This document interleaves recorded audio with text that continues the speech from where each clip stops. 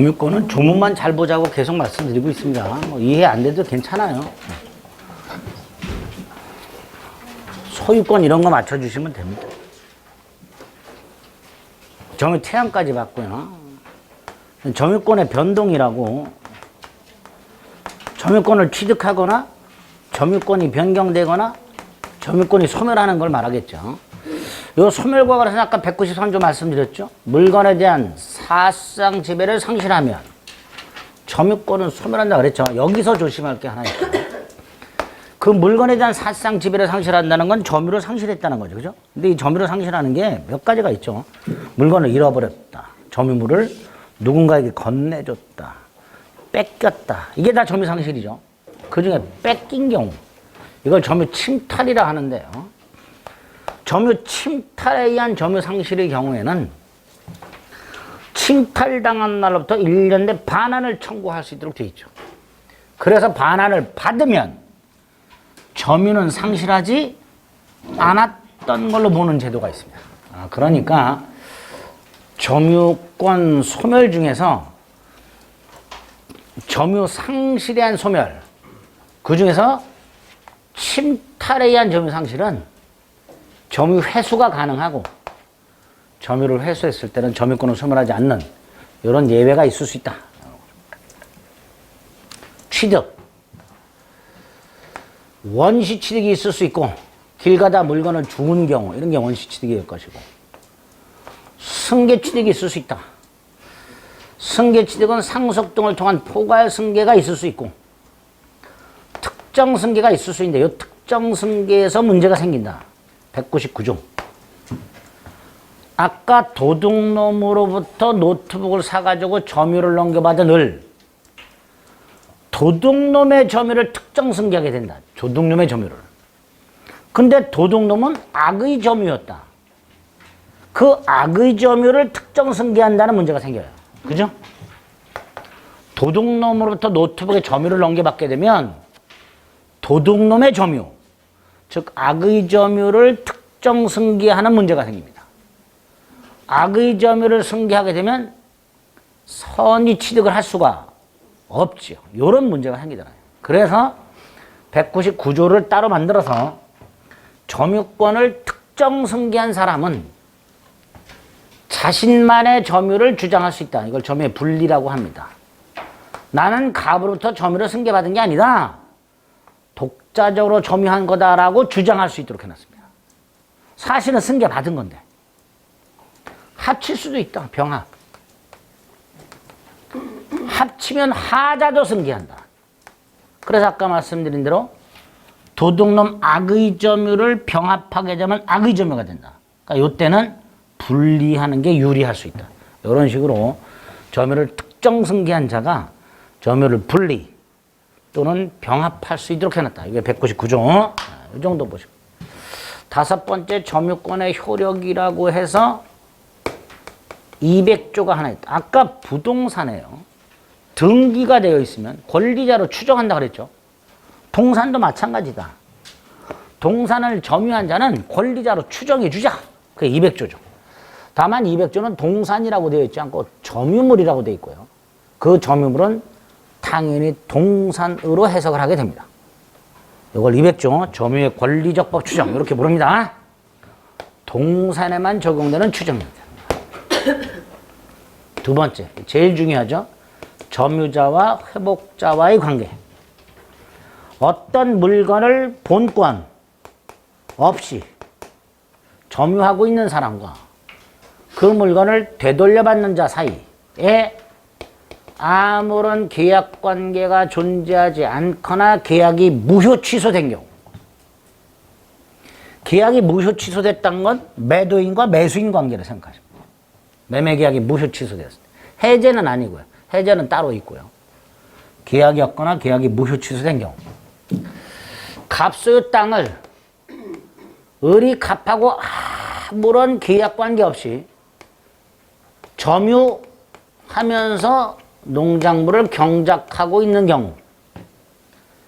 갑소유 자동차를 을이 절취해가지고 현재 타고 다니고 있는 경우, 이런 경우로 생각해 보자.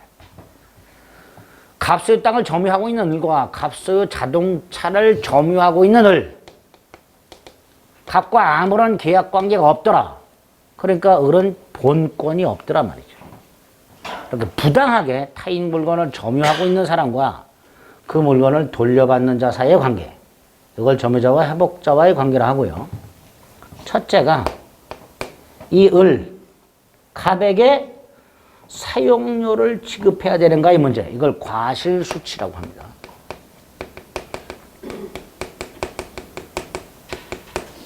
(201조) 선의 점유자의 을이 선의. 을이 갑소유 땅인데 자기 땅이라고 착각. 이런 경우. 을이 이 땅에 대해서 소유권 따위가 없는데 있다고 착각. 이걸 선이라고 합니다. 이런 선이이면서 평온하고 공연하게 점유한 자는 과실을 수취할 수 있도록 하고 있습니다. 이때 과실을 수취한다는 건 사용이익, 을의 입장에서 남의 땅이나 남의 자동차를 사용시켰죠. 그 사용이익, 그 사용이익이 과실인데 그 사용이익을 을이 수취하니까 을은 사용이익, 즉 부당이득 반환 필요가 없다 이렇게 되죠. 사용료 지급 안 해도 된다 이런 뜻입니다. 이렇게 되어 있어요. 무리민법은. 선의이면서 평온 공연한 점유자는 그 물건에 대한 사용이익을 수취함으로 회복자 갑에게 사용료를 지급할 필요가 없다. 이렇게 연결이 됩니다. 이게 첫 번째. 여기서 선이라는 건 뭐라 그랬죠? 소유권 따위 본권이 없어. 없는데 있다고 착각. 오신. 플러스 그 오신에 정당한 근거가 있어. 예를 들어서 갑소유 땅과 을소유 땅이 인접해 있는데 경계가 불분명해. 그리고 우리 경작을 하는데 경계가 불분명하니까 갑소유 땅을 자기 땅이라고 착각할 수도 있죠. 이런 것들이 정당한 근거가 있다. 만약에 경계가 있는데 침범해서 정당한 근거가 없는 거고요. 어쨌든 본권이 없는데 있다고 착각하고 그 착각에 정당한 근거가 있을 것. 요걸 선이란다. 이 선의 점유자는 평온하고 공연하기만 하면 과실이 있든 없든 상관없이, 그죠? 선의는 두 갈래잖아요. 선의 무과실과 선의 과실. 그런데 201조는 선의라고만 돼 있지 과실 유무는 따지지 않으니까 선의 점유자라면 과실이 없든 있든 과실을 수취할 수 있다. 여기서 짜증나는 게요. 요과실과 요과실이 한자가 다르죠. 요건 부주의를 말하는 거고요. 요거는 이익을 말하는 거죠. 이렇게. 그런데 시험지에 이거 병기를 안 해줘요. 한자를. 그러니까 한글만 가지고 이 과실이 어떤 과실인지 여러분들이 시험장에서 구별하셔야 돼요. 전통 문맥을 가지고. 착각하시면 안 됩니다. 선이라면 부주의했든 아니든 과실을 수취할 수 있다. 다만 우리 민법상 고의 또는 과실로 상대방에게 손해를 입히면 따로 손해배상을 하도록 돼 있어요. 그러니까 선의 점유자가 과실이 있는 경우에는 그 수취한 과실을 부당이득으로 반환할 필요는 없지만 손해배상은 따로 해야 한다. 이렇게 연결이 될 수 있게 됩니다. 이게 조금 까다로워요, 이해하기가. 어쨌든 선이라면 부주의했든 안 했든 과실을 수취할 수 있도록 하고 있다. 과실을 수취할 수 있다는 건 무슨 의미다? 부당이득 반환 의무가 없다. 이런 뜻입니다. 반면에 악의 점유거나 도둑놈처럼 선인데 폭력을 써서 점유했거나 몰래 점유한 사람. 이 사람은 과실을 수취할 수가 없고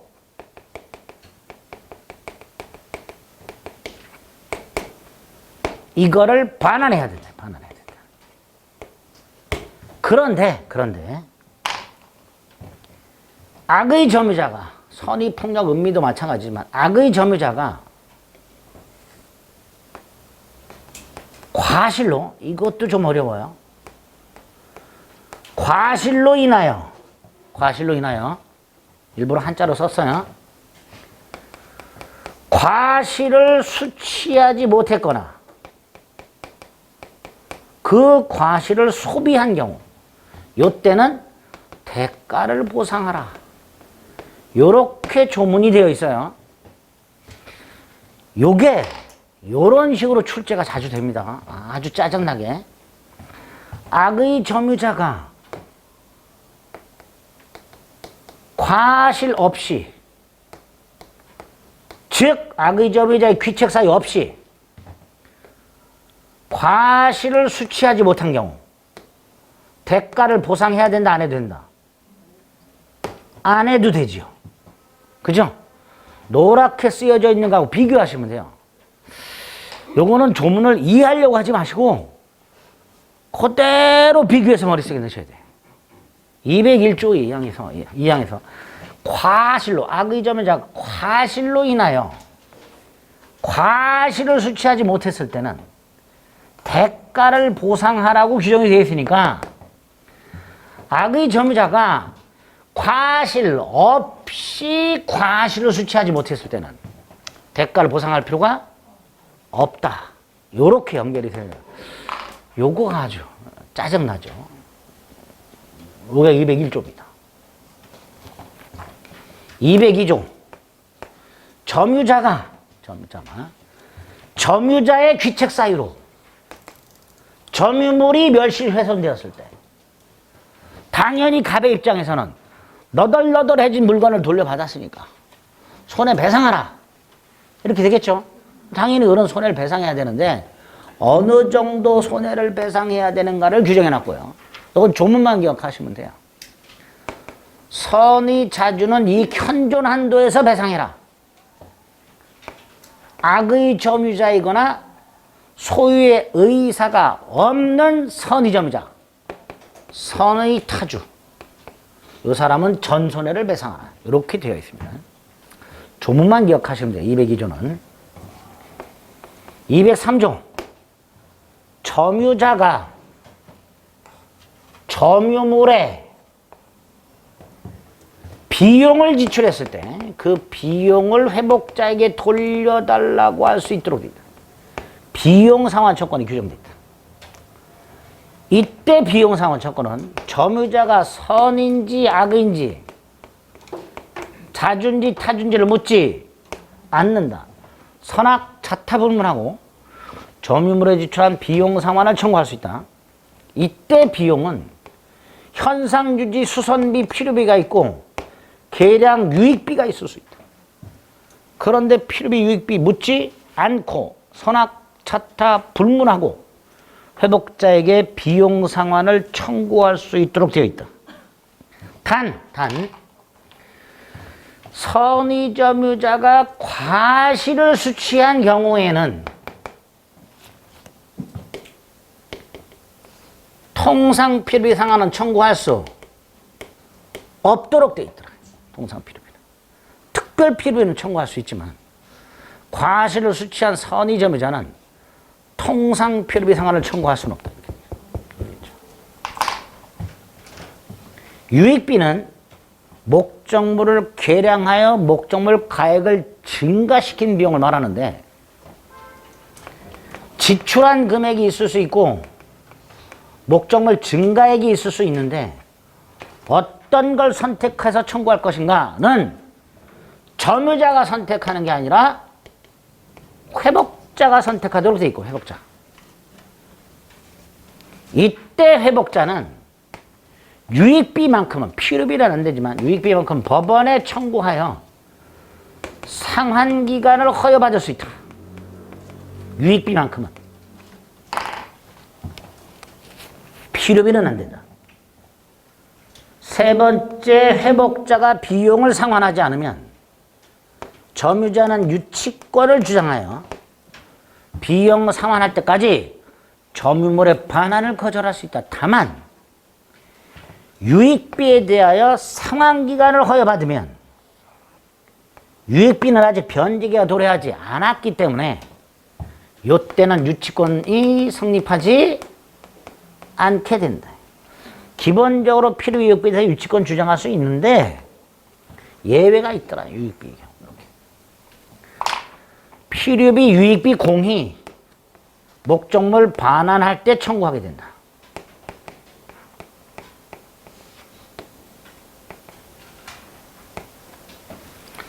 임대차로 가면요, 임차인의 비용 상환 청구권은 그중에 필요비는 지출을 즉시 청구할 수 있게 돼 있어요. 반면에 유익비는 임대차 종료 후 가액 증가가 현존한 경우에 청구하도록 돼 있습니다. 하지만 점유자는 필요비가 됐든 유익비가 됐든 목적물 반환할 때 청구하도록 하고 있습니다. 마지막으로 이 비용 상환 청구는요, 비용을 지출할 당시에 아무런 계약 관계가 존재하지 않고 있을 때 청구하는 거예요. 비용 지출할 당시에. 따라서 임대차 계약처럼 비용 지출 당시 임대차 계약 따위가 존재하고 있다면 그 계약 관계에 기초한 비용 상환만 청구할 수 있을 뿐 점유자의 비용 상환 청구는 적용되지 않습니다. 그래서 비용 상환 청구는 비용 지출 당시, 청구 당시가 아니라 지출 당시 회복자와 아무런 계약 관계가 존재하지 않을 때 적용되는 규정이다. 세 가지 정도가 있다. 점유자와 회복자가 점유권의 효력 마지막 점유 보호 청구권, 점유권에 기초한 물권적 청구권, 204조 점유물 반환 청구권. 첫째, 침탈을 요건으로 한다. 뺏겨야 한다. 따라서 사기당해서 물건을 인도한 경우 침탈이 아니므로 점유물 반환 청구, 즉 점유회수 청구할 수 없다. 두 번째, 침탈을 당했고 침탈자의 고의과실이 있으며 점유자에게 그로 인해 손해까지 생기면 반환 및 손해배상도 청구할 수 있다. 따로. 그리고 점유물 반환 청구 및 손해배상 청구는 공히 침탈당한 날부터 1년 내 행사하라. 1년 내. 1년 내 점유물 반환 청구해야 되고 반환하지 않으면 그 1년 내 점유물 반환 청구 소송까지 1년 내에 제기해야 된다. 이런 걸 출소기간이란다. 출소기간. 네 번째, 누구를 상대로 점유물 반환 청구하는가? 침탈자, 침탈자의 포괄승계인, 침탈자의 악의의 특별승계인. 이렇게 기억하자. 도둑놈, 도둑놈의 상속인, 장물업자. 이렇게 생각하자. 점유물 반환 청구의 상대방. 점유물. 나중에 소유물 반환 청구의 상대방하고 구별해야 돼요. 같이 묶어서 사량치료 시험 문제 나오는 경우가 있어요. 점유물 반환 청구의 상대방. 침탈한 놈. 침탈자의 상속인. 침탈자와 알면서 거래한 악의의 특별승계. 요 세 놈이 점유물 반환 청구의 상대방입니다. 204조, 205조 방해 제거 청구권. 점유를 방해받고 있을 때 방해 제거 청구할 수 있고 손해까지 있으면 방해 제거 및 손해배상을 청구할 수 있는데 이 중에서 손해배상 청구권만은 방해가 종료한 날로부터 1년 내. 방해가 종료한 날로부터 1년 내. 이것도 출소기간. 공사로 인하여 점유의 방해를 받고 있을 때, 공사로 인하여 점유를 방해받고 있을 때, 공사 완성되거나 공사 착수 1년이 지나버리면 더 이상 방해 제거는 청구할 수 없고 손해배상만 청구할 수 있다는 거죠. 205조 조문만 간단히 보시죠. 206조는 방해 예방이라고 해서 방해 염려가 있을 때 방해 예방 미시 아니라 또는 손해배상의 담보를 청구할 수 있도록 되어 있더라. 이것만 조심하세요. 204조나 205조는 공통적으로 반환 및 손해배상 청구, 방해 제거 및 손해배상 청구라고 되어 있지만 206조는 방해 예방 및이 아니라 방해방 또는 손해배상의 담보를 청구할 수 있도록 되어 있다는 거. 이것만 조심하세요. 그리고 아까 봤던 207조가 있고 간접점유자의 점유보호청구권, 지난주에 봤던 208조가 있고 점유물 반환 청구 소송과 소유물 반환 청구 소송 전혀 별개의 소송이다. 따라서 서로 영향을 미치지 않고 점유의 손은 점유권으로 재판을 해야지 소유권 등 본권용으로 재판해서는 안 된다. 뭐 이런 것들 있죠. 법원도 가끔 실수하죠. 뭐 이렇게. 그러지 말아라. 이런 것들이 점유권에서 기억하셔야 될 내용들 전부입니다. 조문 위주로 체크해 보겠습니다. 224페이지 점유제도가 있죠. 사회적 의의가 있고 우리민법은 점유에다가 별의별 오물딱지 효과를 다 부여하고 있죠. 맨 밑에 192조 1항과 2항이 있습니다. 조문 확인하시고요. 오른쪽에 의의가 있습니다. 요소는 동그라미면 사실상 지배를 해야 되는데요. 그 사실상 지배와 관해서는 다른 건 다 필요 없고요. 디귿, 대지 소유자로 부동산을 매수해서 소유권 이전 등기 받은 사람은 당연히 이전 등기 받을 때 뭐도 받은 걸로, 인도 받은 걸로, 점유도 한 걸로, 등기한 날 점유한 걸로 보겠죠, 보통은. 그죠? 부동산 매매 계약의 경우 부동산 인도 및 이전 등기 의무가 대금 지급과 동시행 관계로 대법원은 보고 있으니까 등기한 때 인도 받은 걸로 보게 된다. 그 디귿 세 줄. 그 다음에 판례. 건물 소유자가 부지를 점유하고 있다라는 거. 다음 페이지 3번 본권과 구별 좀 하시고 점유에 관념하라고 점유 보조자가 먼저 나왔네요. 195조. 조문 확인하고 오른쪽 의. 양가로의 동그라미 점유 보조 관계. 그 밑에 판례는요. 부부는요. 서로 공동 점유자이지 어느 일방이 타방의 점유 보조자가 아닙니다. 부부 평등의 원칙에 따라서 어느 일방이 타방의 점유 보조자가 아닙니다. 공동 점유자다. 효과 동그라미 1번, 동그라미 2번. 다음 페이지 간접점 194조 조문 의 성립요건의 동그라미 2번 기역, 니은, 디귿 리을까지 간접점유자 지위 동그라미 1번 오른쪽 동그라미 2번 상속인의 점유는 193조 정도 확인하시면 되고요. 양가로 2번 아까 말씀드렸죠. 상속의 경우에 포괄승계니까 상속인의 점유 및 점유 퇴항을 그대로 승계하죠. 그러니까 돌아가신 분이 악의 점유 또는 타주 점유라면 상속인도 당연히 뭐 악의 또는 타주가 되겠지. 따라서 상속인이 악의 타주를 승계하기 싫으면 상속받았다고 주장하면 안 되겠죠. 나 샀다. 돌아가시기 전에 샀다. 돌아가시기 전에 증여받았다. 이런 상속이 아닌 다른 점유승계 원인을 주장해야 점유를 분리할 수 있게 됩니다. 그게 양가로 2번. 넘겨요. 자주 타주가 있고 자주의 동그라미 1번 동그라미 2번에 기역 동그라미 3번까지.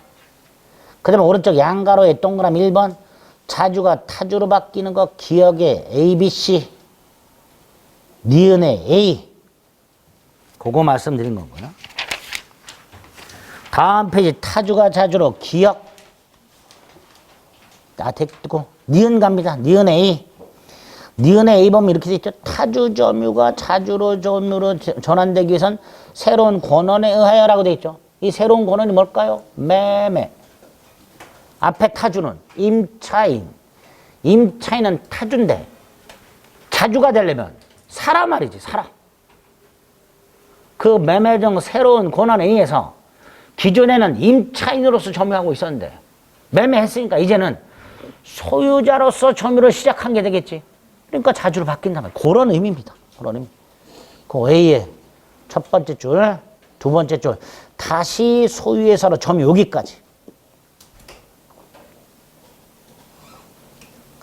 그 다음에 오른쪽 2번 자주점유 부정되는 사례라고 되어 있고요. 동그라미 1번에 인접 토지를 침범했는데 그 면적이 상당한 정도, 상당히 초과 이렇게 돼, 상당히 초과. 동그라미 2번 아까 뭐라 그랬죠? 지웠네? 매매계약이 없거나 매매계약이 무효거나 매도인에게 처분권이 없거나 이걸 알면서 점유. 이게 악의의 무단점유. 따라서 타주.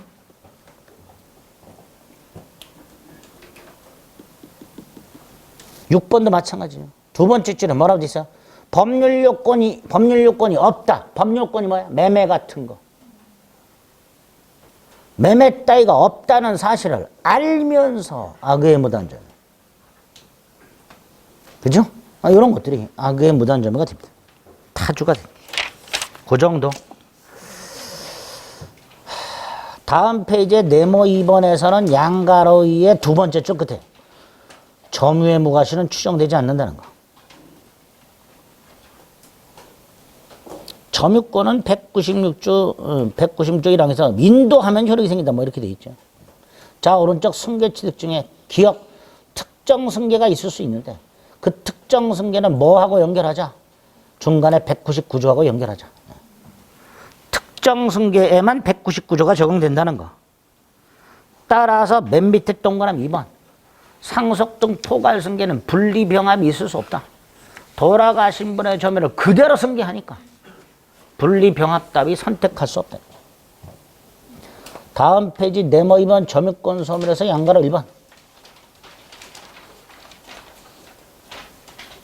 양가로 1번. 오른쪽 점유의 추정적 효력의 태양 추정 197조 1항이 있고 선의가 악의로 전환되는 2항이 있고 조문만 확인하자. 밑에 가면 198조 점유계속이 추정이 있고 한 장 넘기면 판례가 있고 전후 양시점 점유자가 달라도 추정된다는 거. 200조 점유의 권리적법 추정이 있고 조문 확인하시고 동그라미 2번 부동산에는 적용이 안 된다라는 거. 그 다음에 점유자와 회복자와의 관계가 있고 오른쪽 201조가 있다. 1항, 2항, 3항 조문 확인하자. 그리고 밑에 동그라미 1번 전이 점유자는 점유 사용으로 인한 이득을 반환할 필요가 없다. 니은 선이란 오신 플러스 정당한 근거가 있어야 한다. 디귿 아까 말씀드렸죠. 여기 보세요. 선의 점유자가 과실이 있더라도 과실을 수취할 수 있으므로 부당이득은 반환할 필요가 없지만 따로 손해배상 책임을 지는 경우가 있다. 불법행위 손해배상 책임을 지는 경우가 있다. 그게 디귿. 다음 페이지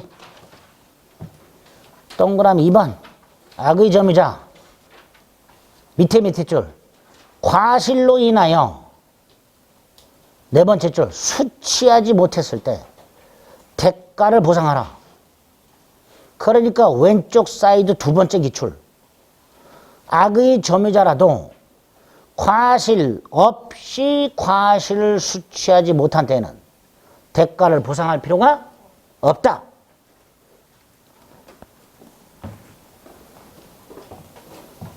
판례, 계약 무효 취소에도 적용된다고 돼 있죠. 그래서 아까 말씀드린 계약 관계가 없거나 무효 취소된 경우 해제는 아닙니다. 해제는 따로 원상회복 의무라는 게 있어요. 과실 반환해야 되고요. 이자 붙여야 되고 따로 규정이 있습니다. 그래서 계약이 무효 취소된 경우까지. 200이죠. 점유자의 회복자에 대한 관계. 조문만 확인하시면 되고. 오른쪽 비용 상환 청구 1항, 2항, 3항이 있고요. 밑에 동그라미 1. 선악불문 인정. 필요비, 유익비 다 청구할 수 있는데 통상 필요비 청구 못하는 경우가 있고. 다음 페이지 유익비. 유익비 기억번의 5번째 줄. 필요비와는 달리 상환기간 허용. 니은의 2번째 줄. 회복자가 선택. 동그라미 4. 필요비, 유익비 공히. 점유자가 회복자로부터 반환 청구를 받거나 반환할 때 행사할 수 있고. 판례. 비용 지출 당시 임대차와 같은 계약관계가 존재하고 있었다면 203조 비용 상환은 청구할 수가 없다. 계약관계가 존재하고 있었다면. 점유보호청권 일단 204조 조문 확인하시고 동그라미 1번에 니은 침탈을 당해야 되니까 사기당해서 명도한 경우 점유반환 청구를 못한다. 판례 밑에 동그라미 2번 침탈자, 침탈자의 포괄승계인 침탈자의 악의 특별승계인 세농. 오른쪽 4번 제척기간. 점유물 방해 제거 청구 1항, 2항, 3항. 그리고 동그라미 2번 1년도 제척기간. 반면에 방해 예방은 또는으로 돼 있다는 것만 조심하자. 또는. 방해 예방 또는 손해배상의 담보. 그 정도. 마지막으로 한 장을 넘겨서 오른쪽 208조 1항과 2항. 역시 조문만 기억하자. 조문만. 됐죠? 요 정도. 209조, 210조는 몰라도 되고요. 점유권은 요 정도만 조문 확인하자.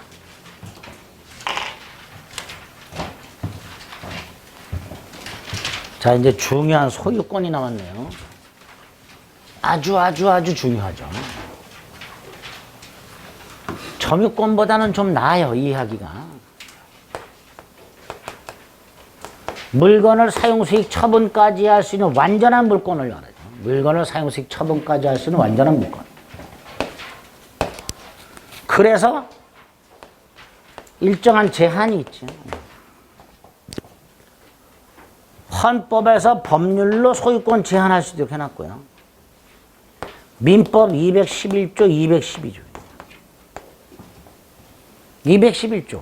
소유자는 법률의 범위 내에서 소유물을 사용수익 처분할 수 있다. 법률의 범위 내 이런 제한이 있죠.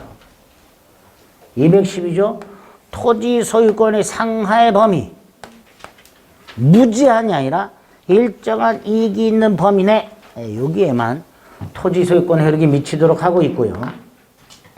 2개 조심하자 그랬죠. 정당한 이익이 있는 범위 내의 온천수는 지하수의 일종으로 토지 소유권의 객체가 된다. 따라서 온천수에 대한 별도의 권리, 온천권 따위는 인정되지 않는다. 그랬죠? 반면에 미채굴 광물은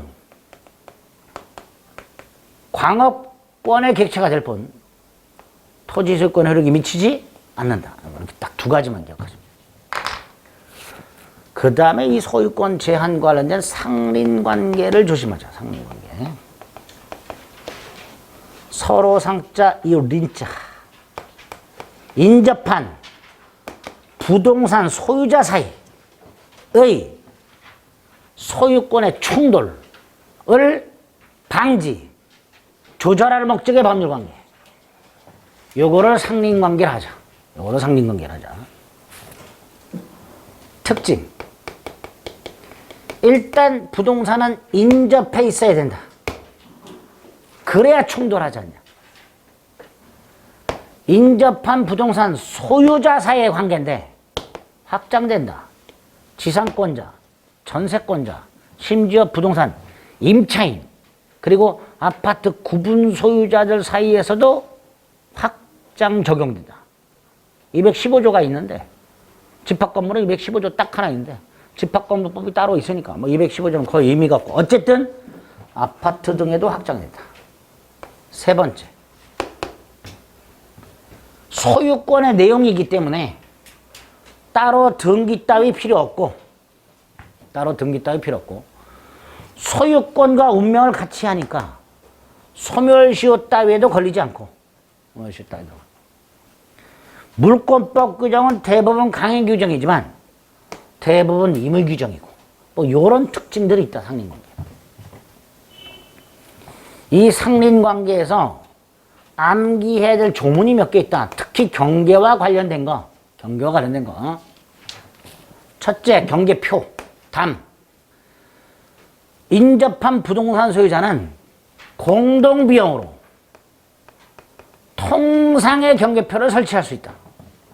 통상의 경계표를 설치할 수 있다. 담. 이때 설치 비용과 측량 비용이 문제가 되고 측량 비용은 면적에 비례하여 부담하라. 설치 비용은 반반 부담해라. 물론 이 비용 부담에 관한 지역적 관습이 있을 때는 관습이 우선 적용될 수 있다. 이 조문이 제일 중요합니다. 경계표 설치 및 측량 비용을 어떻게 부담할 것인가. 두 번째, 경계를 넘어온 나뭇가지와 나무뿌리. 나뭇가지는 제거 청구 후 제거. 목구는 임의로 제거. 이렇게 되죠. 세 번째, 경계선 부근에서 건물을 지을 때 반 미터를 띄워라. 만약에 반 미터를 띄우지 않으면 바짝 붙여서 건물을 짓고 있으면 그 반 미터를 초과하는 부분에 대해서는 철거를 청구할 수 있다. 단 공사 착수 1년이 지나거나 공사가 완성되면 철거는 청구 못한다. 손해배상만. 마지막으로 지역적 관습이 있으면 그 관습이 우선 적용입니다. 한 요 정도.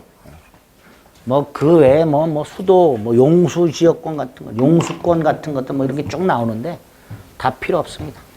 흐른 물이 저지에서 폐석됐을 때 뭐 소통공사 같은 것들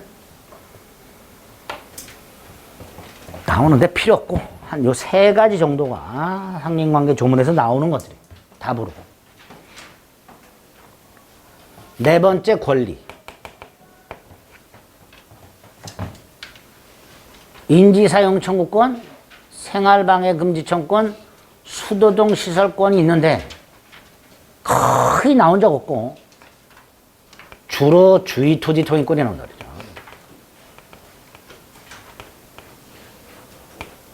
(219조) 유상통행권을 원칙으로 한다 그랬죠. 유상통행권이 무슨 뜻이에요? 통행료 지급하라 이런 거죠. 자, 어떤 경우에 주의토지 통행권이 인정되는가? 의의는 별거 없죠. 말 그대로 주의토지를 통행하는 권리입니다. 상린관계 일종이에요. 요건하고 같이 묶어서 기억하시면 돼요.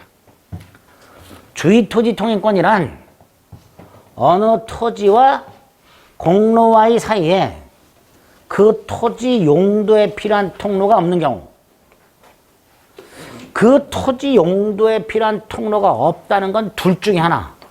아예 없어. 맹지. 그죠? 또는 있지만 제 기능을 발휘하지 못해. 둘 중에 하나. 이렇게 어느 토지와 공로와의 사이에 그 토지 용도에 필요한 통로가 없어서 주의 토지를 통행 또는 통로로 하지 않으면 공로 출입이 불가하거나 과다한 비용을 요할 때 이 토지 소유자는 주의 토지 소유자의 동의나 승낙을 받을 필요 없이 일방적으로 통행하는 권리가 있다. 이걸 주의 토지 통행권이라 한다.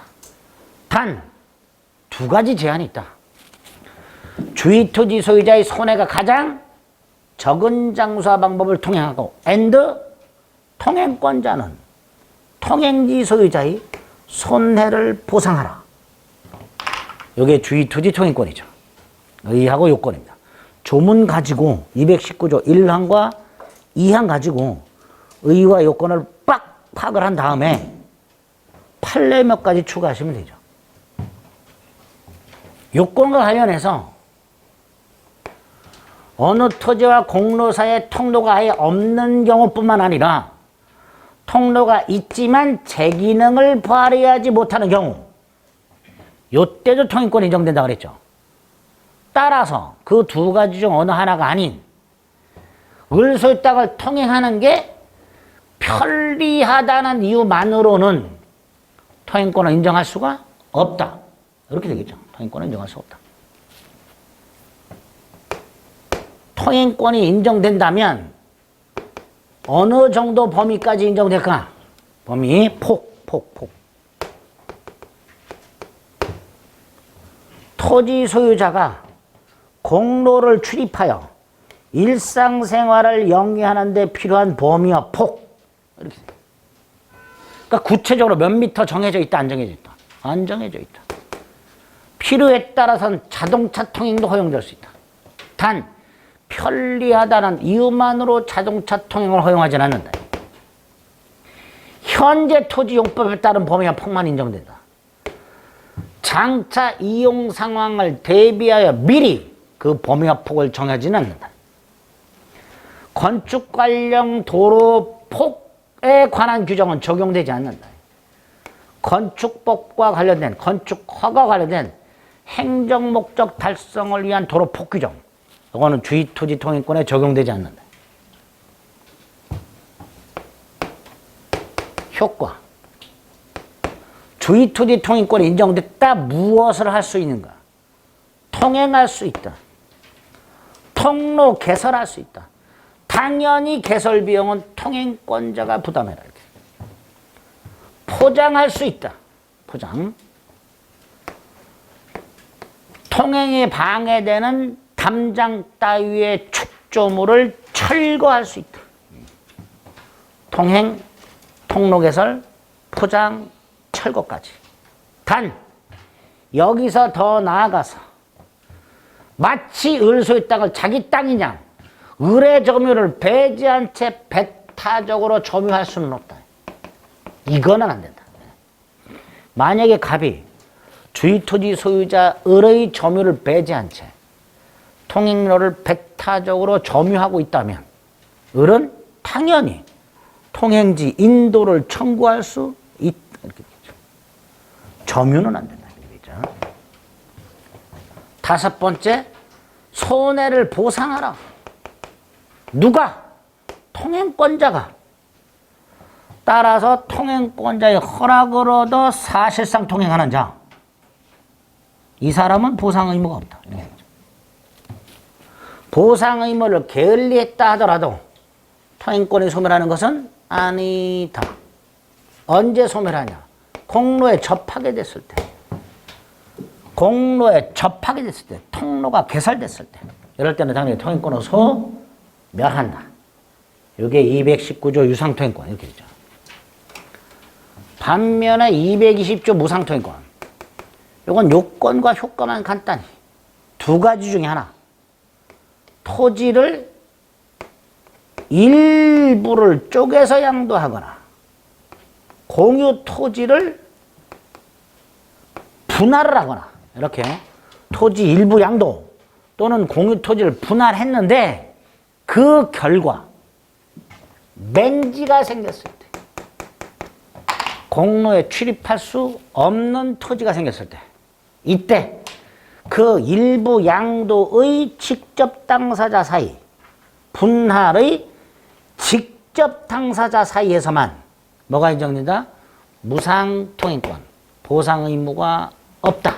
이렇게 돼 있다. 이렇게 주의토지 통행권과 관련된 조문과 몇 가지 판례들. 뭐 별로 어렵지 않아요, 판례가. 점유권보다 훨씬 내용이 쉬워. 보면 그냥 다 상식적으로 이해가 되는 것들이야. 이게 상식이냐, 이 자식아? 응, 상식이야. 여기에 상린관계, 소유권 제한과 관련된 소유권 취득, 매매 등 법률 행위한 취득과 법률 규정에 한 취득이 있을 수 있고, 법률 규정은 뭐 우리가 아는 거, 뭐 상속이라든가 판결이라든가 경매라든가 뭐 이런 거 있겠지. 그죠? 거기에다가 플러스 명문 규정에 의한 소유권 취득이 있다. 취득시효. 취득시효. 아까 살짝 봤던 동산 선의 취득. 무주물 선점 유실물 습득 매장물 발견에 의한 소유권 취득. 첨부에 의한 소유권 취득. 네 가지 정도가 법률 규정에 의한 소유권 취득인데 취득시효가 아주 중요하다고 했죠. 취득시효.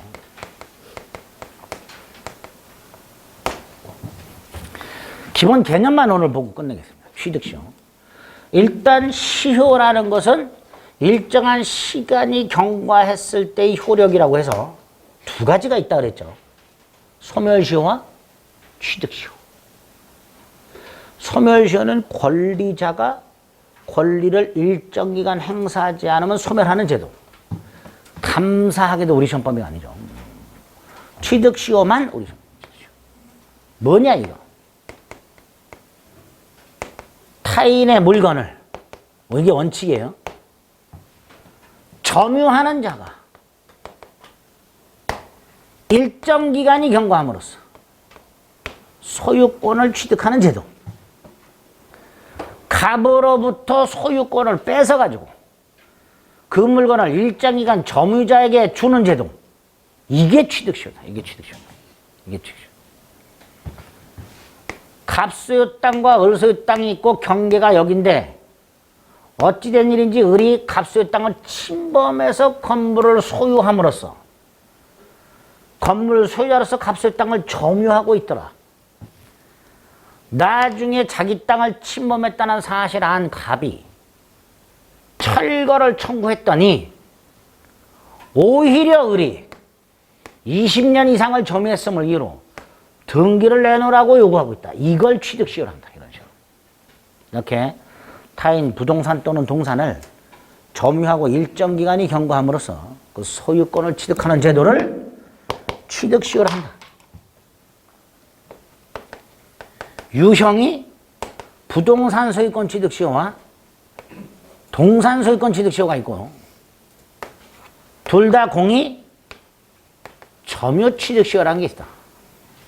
나아가 부동산은 등기부 취득시효라는 것도 있다.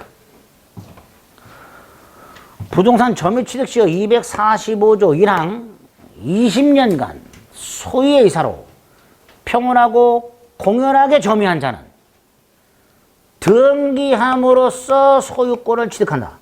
이게 부동산 점유 취득시효. 반면에 등기부 소유자로 등기한 자가 10년간 소유의사로 평온하고 공연하게 선이며 과실 없이 점유한 경우 소유권을 취득. 등기부 취소. 동산은 10년짜리 장기 취득시효와 5년짜리 단기 취득시효가 있다. 나중에 조문만 보면 된다. 어쨌든 이런 유형이 있고 요 유형 중에서 핵심이 요거라 그랬죠. 점유 취득시효. 부동산 점유 취득시효. 누가 취득하는가? 보통 자연인 법인일 것이고 네 번째 어떤 권리를 취득하는가? 주로 소유권. 근데 소유권만 되는 건 아니다. 지상권도 되고 분묘 기지권도 되고 등등등 소유권 이외의 권리도 취득시효가 가능하다. 지역권도. 지역권에 가면 계속되고 표현된 지역권 시효 취득할 수 있다. 이렇게 돼 있다. 그러니까 소유권만 시효 취득하는 건 아니다. 여기서 안 되는 권리 3개 암기하자. 저당권 안 되고 점유권 안 되고 유치권 안 되고. 저당권, 점유권, 유치권. 요 세 놈은 시효 취득할 수 있다 없다? 없다. 없다. 안 된다 이거. 5번째. 객체. 타인의 부동산 또는 동산이라고 그랬죠. 예? 객체가 뭐라고요? 타인 부동산 또는 동산. 그런데 예외. 내 거도 된다. 예외적으로. 내 건데 내 거임을 증명하기 어려울 때 취득시효 요건을 갖췄다면 취득시효 주장해라. 예. 예를 들어서 상속을 받았어. 내가 분명히. 아버님 소유였고 아버님이 돌아가시면서 내가 상속받았어. 상속 등기 없이 소유권 취득한다 그랬죠. 그런데 중간에 그 땅이 위조 등을 통해서 다른 놈에게 소유권 이전 등기돼 있네. 일단 등기가 되면 위조 여부는 나중 문제고 등기 추정력 인정되죠. 그러니까 그 등기된 놈과 내가 소송이 붙었어요. 나는 패소할 여지가 있어요. 그러면 위조했지만 등기 추정력이 일단 인정되니까 내가 서류가 위조됐던 걸 다 증명해야 돼. 어렵단 말이죠. 근데 다행히 내가 점유를 20년을 했네. 그러면 취득시효 주장하는 게 더 낫단 말이죠. 이렇게 자기 물건 된다. 자기 물건. 두 번째, 토지 일부 된다. 이때 토지 일부는 소유권 등기가 불가능하니까 점유 취득시효만 된다. 점유 취득시효. 공유 지분도 된다. 갑을 공유물을 병이 20년 점유하면 병은 갑을에게 지분 내놔 이렇게 할 수 있다. 지분도 된다. 공유지분. 국가재산 중에서 행정용도가 지정된 행정재산은 안 되지만 행정용도가 지정되지 않은 일반재산, 구잡종재산 요거는 된다. 점유를 개시할 때 잡종재산이어야 되고 20년간 계속해서 잡종재산이어야 되며 등기를 넘겨받을 때도 잡종재산이어야 된다. 그 일반 지산에 대해서 취득시효가 인정된다. 공물, 일반 대중의 이용에 제공되는 물건 중에서 자연적으로 형성된 자연공물, 해운대 바닷가 같은 거, 자연적으로 형성된 둔치 같은 것들, 이런 거는 안 된다. 취득시효. 반면에 사람이 조성한 인공적으로 조성된 건물, 이거는 된다. 이거 판례가 하나 있다 그랬죠. 마을 주민들이 농업용수 확보를 위하여 물숫자 1호 2자 수리조합을 결성해서 조합비를 걷어가지고 농업용수 확보를 위한 저수지를 축조해놨는데 이 저수지를 어떤 놈이 20년을 점유했다. 그럼 취득시효 인정? 된다. 마지막으로 집합건물 공용부분이라고 복도계단, 아파트 복도계단 된다 안 된다? 이거는 안 되겠지. 이런 식으로 취득시효와 관련된 기본적인 뼈대 요거는 머릿속에 일단 넣자. 그리고 나서 점유취득시효, 등기부 취득시효 보시면 됩니다. 여기까지만 간단히. 256페이지 맨 위에 211조가 있고요. 소유권의 성질 중에서 오른쪽에 항구성 조심하죠. 항구성이 뭐예요? 소멸시에 걸리지 않는다라는 거예요. 토지 소유권의 범위가 있습니다. 양가로 1번이 있고요. 양가로 위에 동그라미 2번 광물과 3번, 4번 묶어서 다 지하수입니다. 그거 조심하시면 돼요. 상린관계 의의가 있고요. 적용 범위가 있습니다. 그리고 오른쪽에 주의투지통행권이 있죠. 219조가 있고 20조가 있습니다. 19조가 유상, 20조가 무상이죠. 이 19조 유상통행권을 나중에 통행지역권을 시효 취득했을 때 유추 적용합니다. 판례가. 자, 의의가 있고요. 다음 페이지. 니은. 니은 밑에 판례. 판례 밑에 동그라미 2. 동그라미 2번에 하나, 둘, 셋, 넷, 다섯, 여섯, 7번째 가면 명의신탁자라고 돼 있죠. 한 놈 추가. 불법 점유자. 토지에 대한 명의신탁자나 불법 점유자에게는 주의토지통행권 인정되지 않는다. 당연한 거고. 명의신탁자하고 불법 점유자 두 놈. 그 밑에 기역과 니은. 인정범위의 기역. 오른쪽 니은. 리을.